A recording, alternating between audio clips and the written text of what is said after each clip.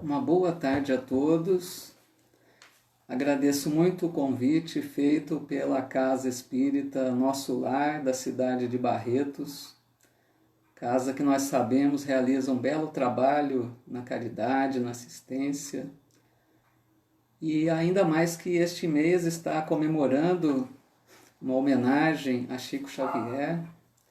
Então, fico muito feliz de estar realizando essa palestra aqui, mesmo que em minha residência, porque essa palestra já havia sido agendada há algum tempo para ser realizada na Casa Espírita, mas diante do isolamento, a gente está realizando aqui da minha residência. Então agradeço muito, desejo que Deus nos abençoe nesse momento, para que a gente possa aproveitar bem as nossas reflexões.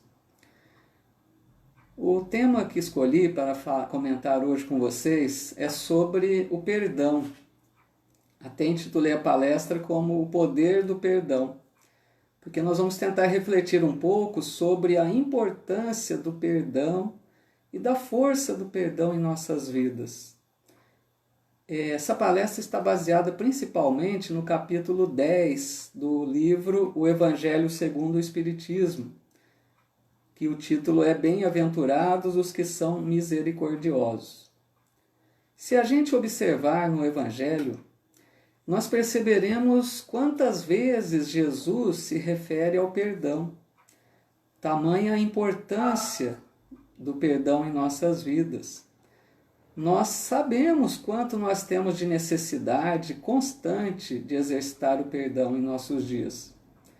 E também sabemos da grande dificuldade que, em geral, nós enfrentamos. Então, a nossa reflexão vai ser em torno desse assunto.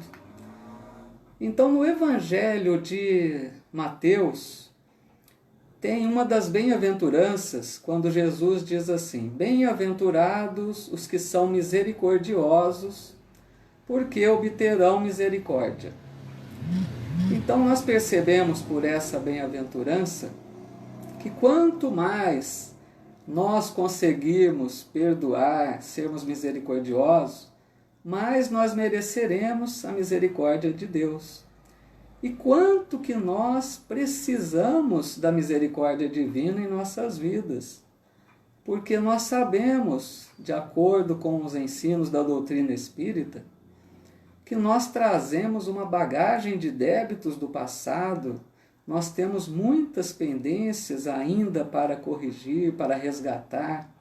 E como é importante que em cada reencarnação a gente conte com a misericórdia divina para abrandar um pouco as nossas expiações, as nossas provas. E Jesus já disse que Deus não coloca um fardo mais pesado do que nós podemos carregar em nossos ombros. E a gente observa que a maior prova da misericórdia de Deus por nós, a maior prova do seu amor, é a reencarnação. Porque através da reencarnação, nós temos novas oportunidades para corrigir aquelas situações em que nós não fomos tão felizes no passado.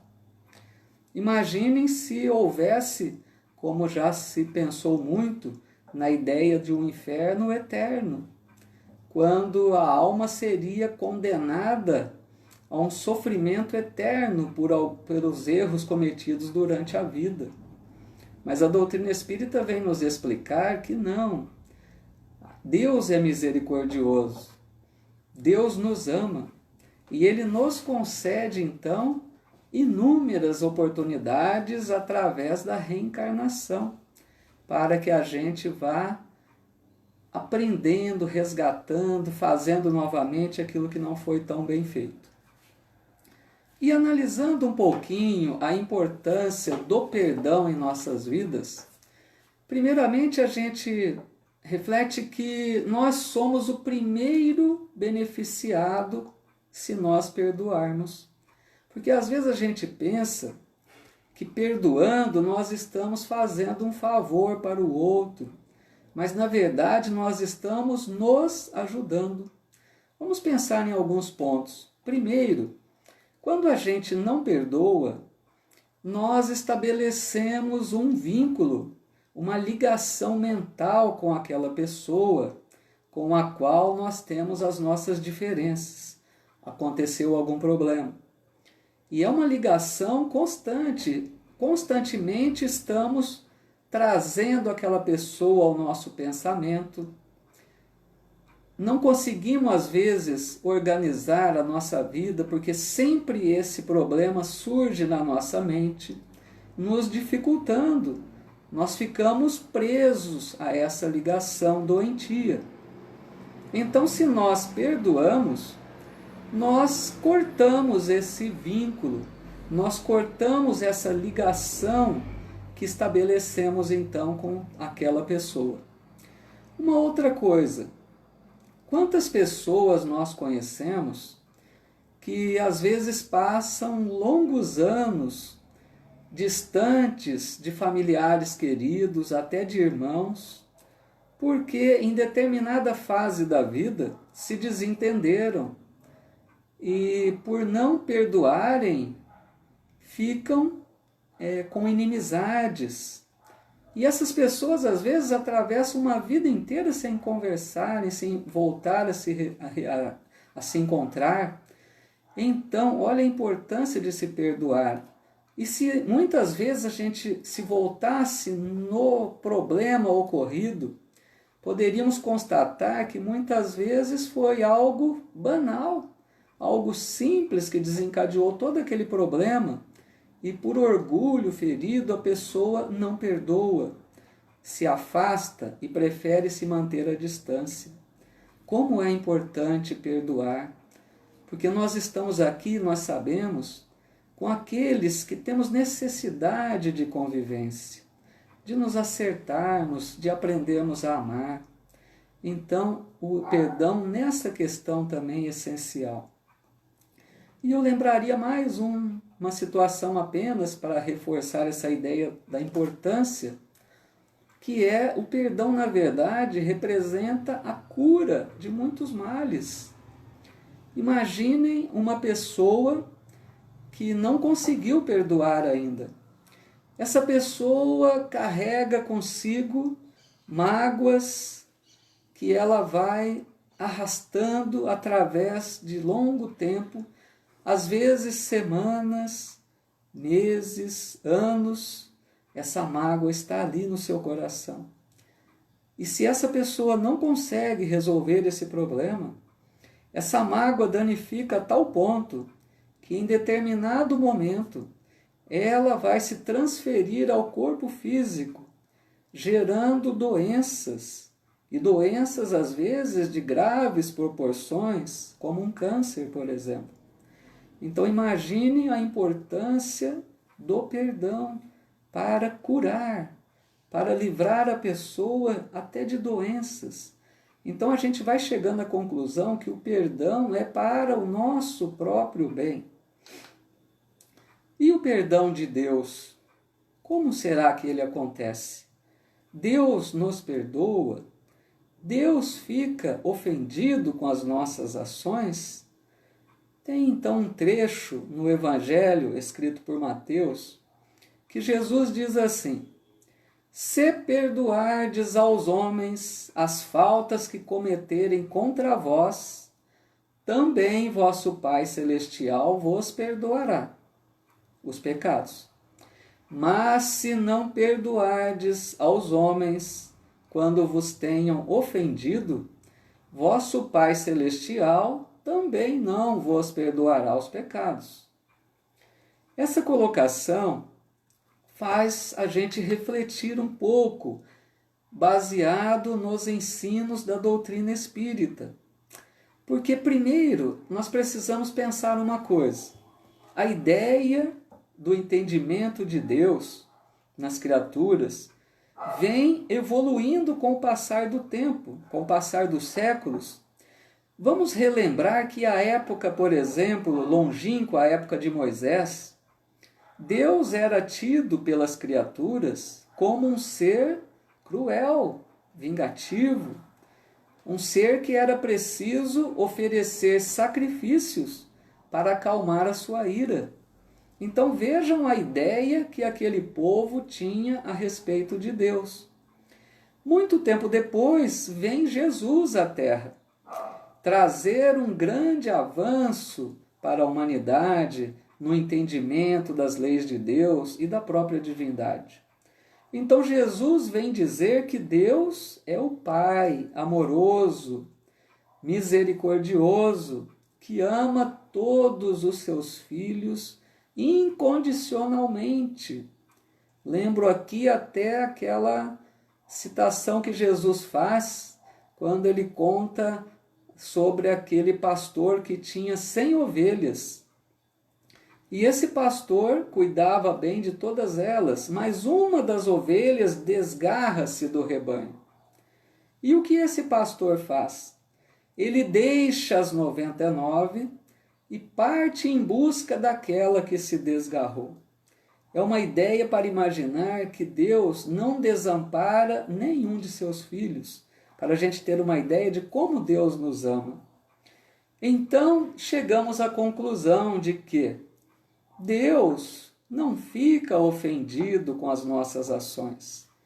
Deus não se chateia como nós, porque Deus não tem os sentimentos humanos nossos. Deus é a inteligência suprema do universo, causa primeira de todas as coisas, nos diz no livro dos Espíritos. Então, Deus não tem essa necessidade de nos perdoar. Mas, vamos entender bem, Deus espera de nós que nós reconheçamos o nosso erro, que nós mudemos de atitude, porque esse é o caminho da renovação. Nós erramos, sim, isso é natural, mas que nós tenhamos essa disposição em nos reabilitarmos. Acontece que, muitas vezes, a nossa rebeldia, a nossa condição inferior ainda, não faz com que nós tomemos essa decisão acertada. Então Deus se utiliza de um recurso que nós não gostamos, que é a dor. Muitas vezes a dor vem bater a nossa porta para nos reconduzir ao caminho da evolução espiritual, para que a gente retorne à nossa caminhada evolutiva. Então a dor é um recurso que Deus se utiliza, porque Deus não nos castiga, mas Deus nos educa, porque Ele quer o nosso bem. A partir desse raciocínio, então, voltaríamos àquele texto do Evangelho e poderíamos perguntar, mas como então Jesus disse, perdoa para que você seja perdoado?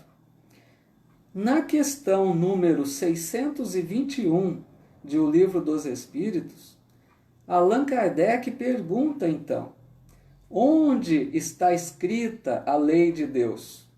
E a resposta que todos nós sabemos, na consciência. Aí está uma chave para esse entendimento. A nossa consciência é que registra todas as nossas ações. E vai ser o juiz justo que vai exigir de nós a reparação. E aí um detalhe interessante, porque quanto mais nós somos inflexíveis, rigorosos para com o próximo, se nós não perdoamos o nosso semelhante, nós seremos assim conosco também. Nós teremos grande dificuldade para nos perdoar. Por isso Jesus disse, perdoa para que seja perdoado. Nesse sentido, então, nós entendemos essa colocação. Na questão número 661 de O Livro dos Espíritos, Allan Kardec pergunta assim, pode-se pedir eficazmente a Deus o perdão das faltas? E a resposta dos espíritos superiores, Deus sabe discernir o bem e o mal. A prece não oculta as faltas. aquele que pede a Deus o perdão de suas faltas, não o obtém se não mudar de conduta. As boas ações são a melhor prece, porque os atos valem mais do que as palavras. Então entendemos assim que a prece é importante. É muito importante nós nos sentirmos arrependidos de nossa atitude infeliz e nos dirigirmos a Deus, nosso Pai, nesse pedido de perdão, aquele sentido de estar arrependidos. Mas pouco vai adiantar isso se nós não mudamos de conduta, se nós voltarmos a agir da mesma forma infeliz que fizemos antes. Então é preciso a transformação íntima, essa mudança que nós entendemos que é necessária, mas que aconteça dentro de nós. Eu vou citar aqui um exemplo para reforçar essa ideia. Emmanuel, no livro Pão Nosso, ditado a Chico Xavier, ele apresenta uma mensagem interessante que ele chama No Paraíso. Então Emmanuel utiliza-se de um trechinho do Evangelho quando é narrada a situação em que Jesus está crucificado entre os dois ladrões.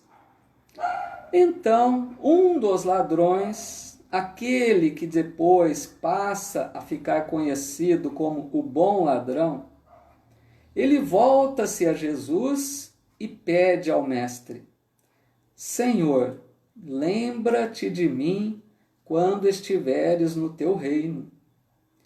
E Jesus, então, responde a esse ladrão de uma forma que eu creio que muitos de nós já ficamos a pensar por que Jesus teria respondido dessa forma, em se tratando de um ladrão que havia errado tanto em sua vida. Porque Jesus então diz a ele: hoje mesmo estarás comigo no paraíso. Como entender essa afirmativa do Cristo? Emmanuel, então, que é um dos espíritos que melhor nos ensina, nos explica o Evangelho, ele vem nos dizer que, à primeira vista, podemos pensar que Jesus atendeu a esse pedido por simples simpatia popular. Mas ele diz assim: não é isso. Na verdade, Jesus renovou a definição de paraíso, porque Jesus já havia dito de outras vezes que o reino dos céus não surge com aparência exterior, mas que o reino dos céus inicia, desenvolve e consolida-se dentro do nosso coração. Então é uma transformação íntima, é uma condição verdadeira que a gente sente em determinada fase da vida. E foi esse momento abençoado que esse ladrão sentiu essa vontade de transformar-se. Então, naquela hora, abençoada para aquele homem, ele rendeu-se incondicionalmente a Jesus. Ele arrependeu-se profundamente dos seus atos passados. Ele desejou ser uma pessoa diferente a partir de então. Mas vejam, ele estava à beira da morte. Mas ele estava ciente de que a vida prosseguiria. Ele tinha essa certeza dentro dele. E ele queria entrar nessa vida espiritual numa condição melhor. E Jesus percebeu a verdade nas suas palavras e no seu sentimento. Jesus sentiu que aquele homem estava transformado intimamente. E por isso Jesus disse que ele então entraria numa região espiritual que para ele já seria um paraíso em comparação ao que ele poderia adentrar se não tivesse feito essa transformação. E Emmanuel diz também nessa mensagem que assim também todos nós, se em determinado momento da nossa vida nós sentimos o peso da bagagem de débitos do passado, mas se em determinado momento nós nos rendermos aos desígnios do Senhor, cientes da necessidade de regeneração, nós poderemos avançar para uma condição melhor espiritualmente. Porque aquele homem também, Jesus não o estava eximindo da necessidade de reparação. Ele estava, sim, apto a adentrar uma região melhor do mundo espiritual. Mas em existências futuras, ele haveria de reparar todo aquele erro do passado. A questão de transformação íntima, que pode acontecer em qualquer momento da nossa vida, nos habilita então a uma condição melhor no plano espiritual. E é muito importante, porque pode ocorrer então até instantes antes da morte do corpo. No Evangelho, ainda também escrito por Mateus, disse assim Jesus: ouvistes que foi dito, olho por olho e dente por dente. Eu, porém, vos digo que não resistais ao que é mal, mas se alguém vos ferir a face direita, apresenta-lhe também a outra. E ao que quer tirar-vos a túnica, cedei-lhe também a capa. Se alguém vos forçar a dar 1000 passos, ide com ele mais 2000. Então essa colocação de Jesus, se for interpretada literalmente, ao pé da letra, pode-se fazer uma grande confusão. Porque, na verdade, Jesus não proibiu a defesa, mas ele estava sim condenando a vingança.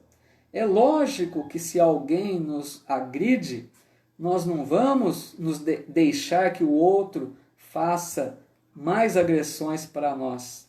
Nós precisamos nos defender. Nós não deveríamos era ter sentimentos ruins como o daquela pessoa, como a ponto de vingar-se. Lembrando que Jesus tem uma bela frase que ele diz assim: sede prudentes como as serpentes e simples como as pombas. Então Jesus está mostrando, precisamos estar alertas, não deixarmos que o mal nos aconteça, que aquele que queira nos prejudicar, mas daí a querermos nos vingar é outra história. Deveríamos então aprender o perdão, aprender a não agir como o agressor. Porque Jesus então disse também: se quer vos tirar a túnica, dê também a capa. Se pede para você andar 1000 passos, ande 2000. O que é isso? Para que a gente não ofereça grande resistência através de disputas, de brigas. Como é comum a gente perceber pessoas que às vezes movem processos em busca de defender o seu direito, mas processos que não justificam diante das circunstâncias. Às vezes o que aquela pessoa briga é tão insignificante perante as consequências que ele vai ter diante disso, das inimizades, dos problemas, de tudo que pode lhe acontecer.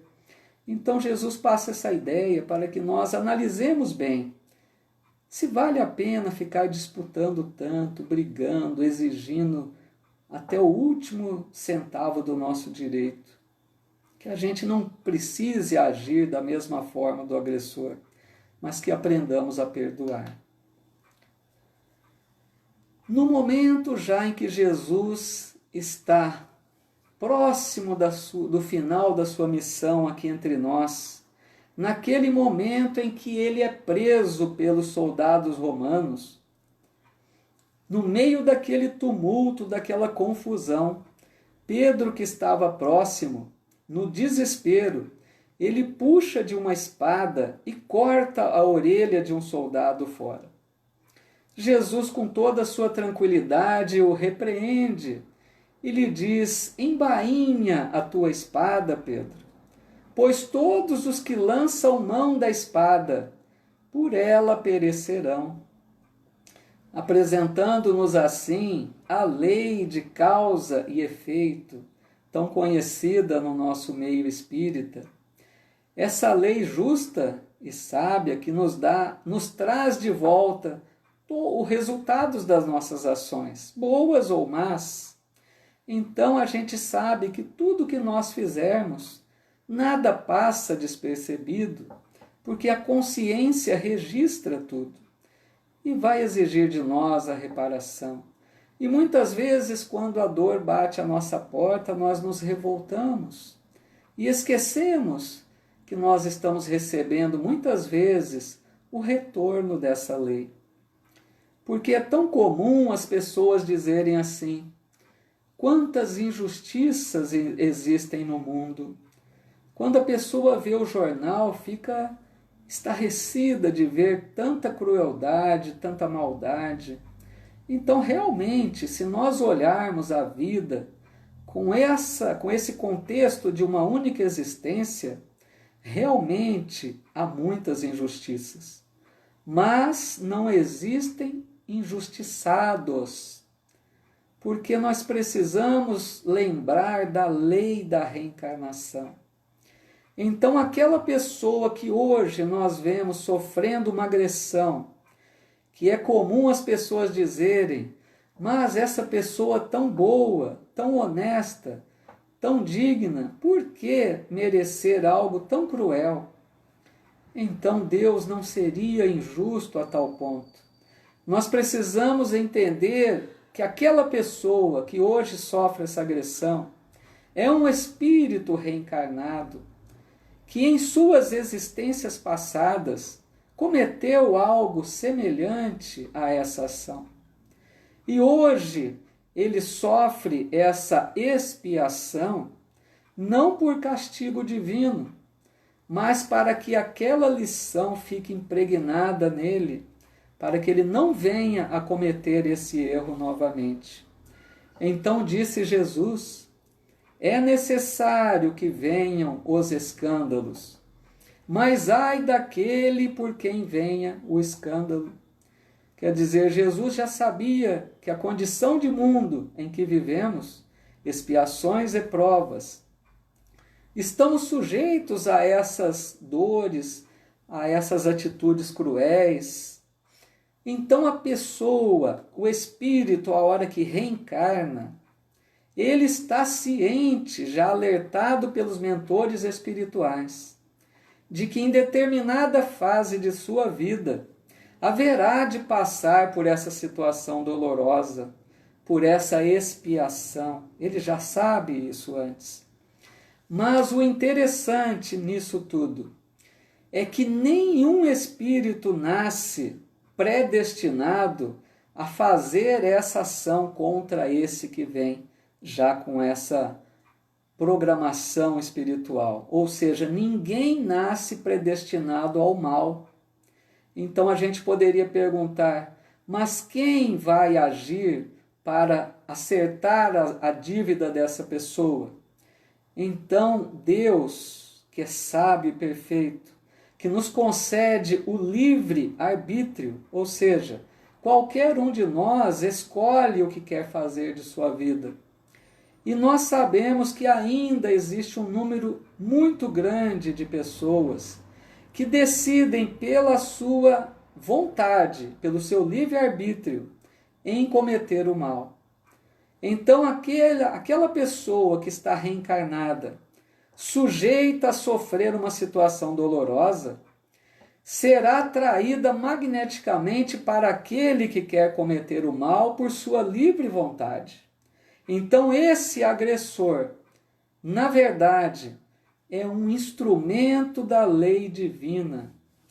Mas entra a questão que Jesus disse: um se liberta do problema, passou pela expiação, e o outro se compromete com a lei divina, porque pela sua vontade ele agiu no mal e vai precisar responder por tudo isso. Então Emmanuel nos fala um pouquinho mais a respeito da expiação.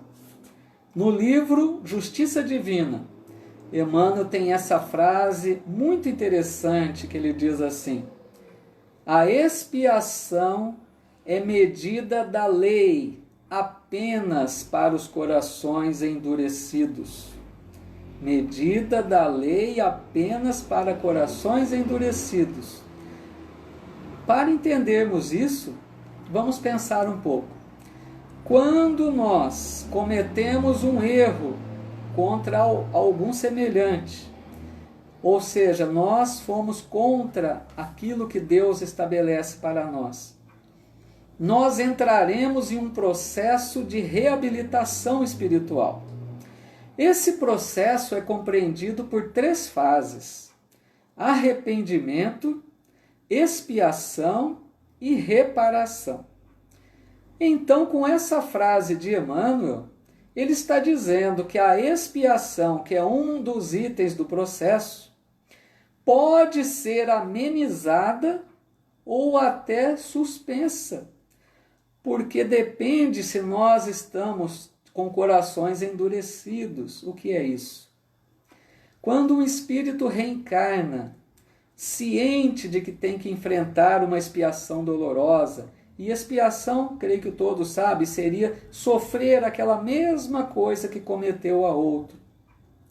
Então, quando a gente reencarna, um espírito reencarna sujeito a isso, mas ele toma boas decisões no mundo espiritual, ele aprende e toma consciência da importância de fazer o bem.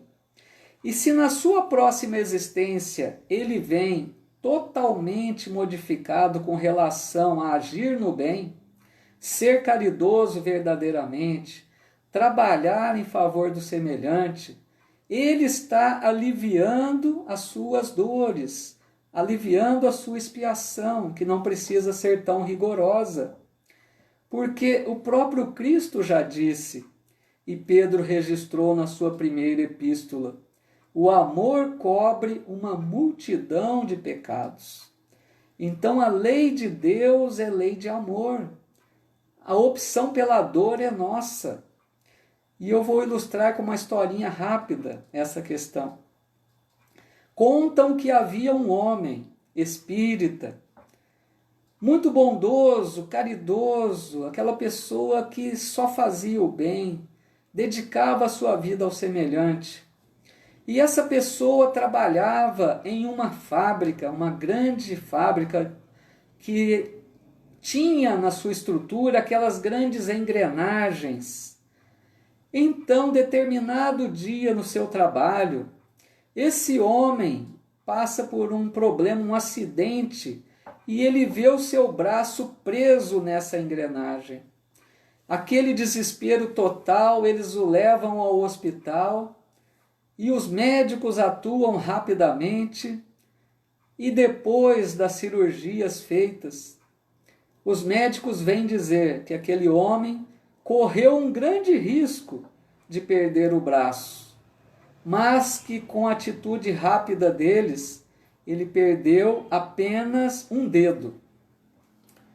Passam-se os dias, e aquele homem e alguns amigos seus também, que o conheciam bem, ficaram algo entristecidos, porque eles pensavam: mas como esse homem tão bom, tão caridoso, como Deus permite que ele perca um dedo, esse homem trabalhador? E então, esse homem que era espírita, em determinado dia, em uma reunião mediúnica, os espíritos até creio que abriram uma exceção, porque não é comum revelações desse tipo, mas disseram na reunião mediúnica a esse homem que em uma existência passada ele agiu de forma tão cruel e negligente que ele levou uma pessoa a perder um braço. Então, quando ele renasceu, ele já estava ciente que dentre as suas expiações estava a possibilidade de perder um braço. Mas a sua atitude no bem, o seu amor pelo semelhante, amenizou essa expiação, como diz Emmanuel, e ele perdeu então apenas um dedo. Já encaminhando para o encerramento, poderemos perguntar: é possível esquecer a ofensa recebida? Então tem uma mensagem muito bela no Evangelho segundo o Espiritismo, escrita pelo apóstolo Paulo, que ele diz assim: o esquecimento completo e absoluto das ofensas é peculiar às grandes almas. O rancor é sempre sinal de baixeza e de inferioridade. Então, nesse ponto, eu creio que muitas pessoas se perguntam, ficam em uma dúvida cruel, porque a pessoa pensa assim: eu creio que eu perdoei tal pessoa, mas como que de vez em quando eu me lembro desse episódio? Será que eu não esqueci, portanto não perdoei? Então aqui analisamos assim: a nossa memória registra todas as ocorrências, os fatos da nossa vida. Estão arquivados em nossa memória. Mas a diferença é que quando a pessoa se lembra esporadicamente, porque alguém fala de algo que remete àquela situação, e quando essa lembrança vem, ela não está carregada com os sentimentos de ódio, nem desejo de vingança, é sinal que a pessoa perdoou realmente. Ela não vai esquecer completamente porque está gravado na memória, mas é muito diferente daquela pessoa que se lembra constantemente do episódio e todas as vezes que se lembra, novamente sente aqueles sentimentos ruins de ódio, desejo de vingança, rancor. Esse sim não esqueceu.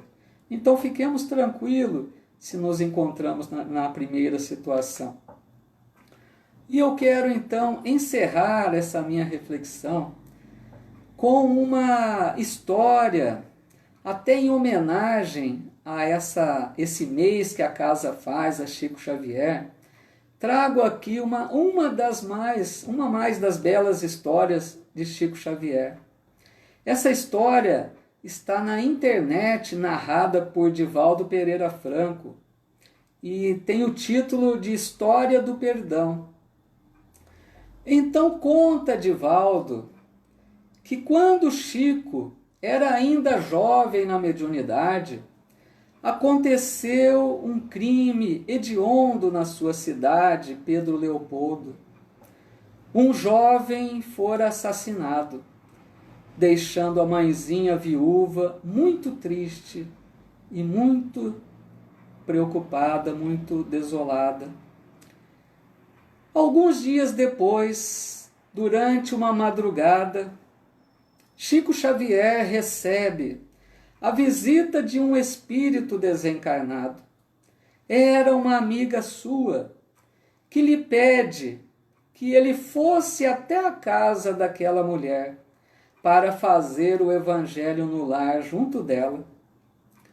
Chico Xavier, sempre muito atencioso, já no dia seguinte vai atender esse pedido. Ele pega de um exemplar do Evangelho segundo o Espiritismo e vai em sentido à residência daquela senhora.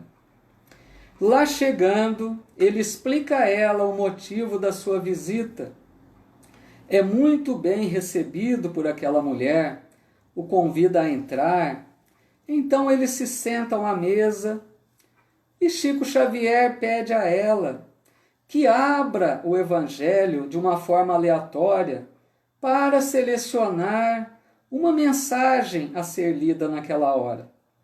A mulher então abre o livro e surge a lição, o perdão das ofensas.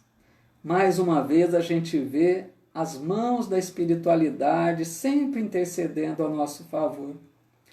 Então Chico Xavier faz uma oração e quando ele ia começar a leitura, alguém bate à porta. A mulher se levanta e vai atender. Ela constata que lá estava um mendigo, muito maltrapilho, e ele dizia a ela que estava com muita fome. Aquela mulher bondosa que era, diz aquele homem que naquele exato momento ela não tinha como oferecer algo para que ele comesse, porque ela estava em uma oração com um amigo. Mas ela diz a ele: se você tiver um pouco de paciência, eu te convido a entrar, participar conosco da nossa oração, e ao final eu te preparo um pequeno jantar. Aquele homem nem acreditava em tanta generosidade e aceita o convite e entra. Senta-se à mesa junto de Chico e daquela mulher. E então Chico começa a ler a mensagem, o perdão das ofensas. Chico lê a mensagem, em seguida ele começa a fazer os comentários sobre aquela mensagem e aquele ambiente daquela casa daquela mulher ia sendo tomado de intensa luz espiritual. Ao final do comentário, Chico diz à senhora que poderia dizer algumas palavras se ela quisesse. Então aquela mulher, muito emocionada, com lágrimas nos olhos, ela diz mais ou menos assim: eu tenho muita fé em Deus. Eu sei, de alguma forma, deve haver uma explicação para tudo isso que me aconteceu. E eu sei que aquele que tirou a vida de meu filho vai sofrer muito por esse ato infeliz. E eu que sou mãe, vejo a dor desse que vai se enfrentar. E digo que o tenho na condição de um filho também. E digo de todo o meu coração que eu o perdoo. Faz-se então um grande silêncio. E a mulher, quando levanta-se para preparar o jantar àquele homem, ele lhe faz uma pergunta. Então a senhora é a mãe daquele jovem que foi assassinado? Sim, meu filho, sou eu. Ele então se atira aos seus pés e lhe diz: eu sou o assassino. Eu matei seu filho. Mas se a senhora me perdoou, sem que eu tivesse pedido perdão, eu preciso me reabilitar. Eu vou agora mesmo procurar uma autoridade. E saindo daquela casa, ele vai até a delegacia e confessa o crime. Naquela mesma madrugada seguinte, Chico recebe a visita de uma outra entidade espiritual. Agora era aquele jovem desencarnado, que diz a Chico: muito obrigado, meu amigo. Fui eu quem levou o assassino até a nossa casa, para que ele ouvisse de minha mãe que o perdoava. Muito obrigado a todos vocês que nos acompanharam. Muito obrigado mais uma vez à casa que nos deu essa oportunidade. Muita paz a todos, que nos mantenhamos com muita serenidade, com muita fé nesse momento difícil, mas que tenhamos muita fé em Deus. Muito obrigado, até uma outra oportunidade. Fiquem com Deus.